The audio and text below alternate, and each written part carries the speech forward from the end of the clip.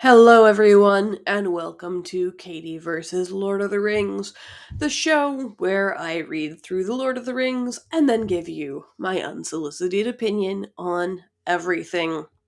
Before I begin this episode, I would like to thank Philip and Intro to Art for speaking on behalf of all men in the universe and confirming my theory that, in fact, flower feet and shimmering hair are the pinnacle of female beauty. Ladies, take note. But I'm not here to talk about flower feet today. Today, I want to solemnly acknowledge Glorfindel. I want all of you to think about Glorfindel right now.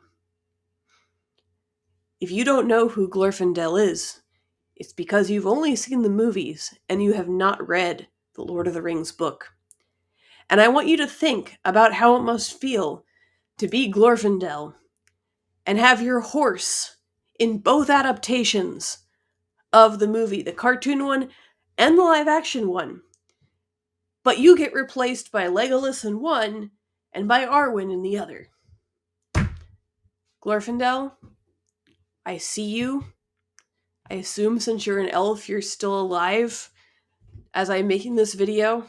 And I just want you to know that I see you and I appreciate everything you did for Frodo. And Asphalloth should not get all the credit for your work. That's all I gotta say about that. So, yeah. We had Weathertop, and Frodo got stabbed in the shoulder by the ring wraiths, and who apparently, reading the book, Gandalf just told me a lot about these ring wraiths, because I was talking about how totally, suspicious and creepy they are, all wrapped up in black. Well, apparently underneath of those black robes, they're, invisible unless you're wearing the ring.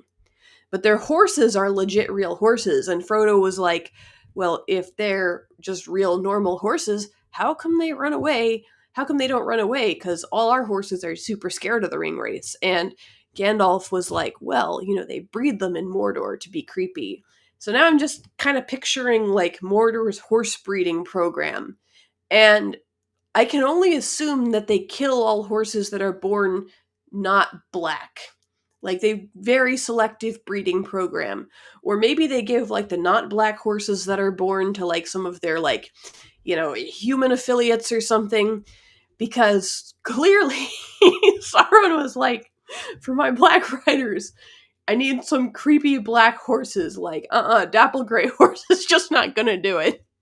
That liver chestnut's not gonna do it. It's gotta be black. We're bad guys. We just want to make that abundantly clear to everyone we meet. So there you go. Poor horses. Poor horses in Mordor. It's so sad. I also would like to say that Gandalf has committed a major violation in privacy by reading Frodo's mind. So Frodo goes over the ford of Baruin, and he passes out, and he wakes up in Elrond's house, and Gandalf just starts saying, oh, yeah, this happened, and Frodo's like, how did you know that? How did you find out? And he's like, you talked in your sleep, and also I read your mind. And Frodo's like, oh, okay. Whereas if an old family friend of mine came in and was like, oh, yeah, I just read your mind, I would be like, excuse me? Can we talk about this? Have you always been able to read my mind? Because I feel like I need a VPN in my brain or something at that point. Anyway, where I have left off now is I'm in the middle of the Council of Elrond. Will I make it through the Council of Elrond? We'll see. We'll see.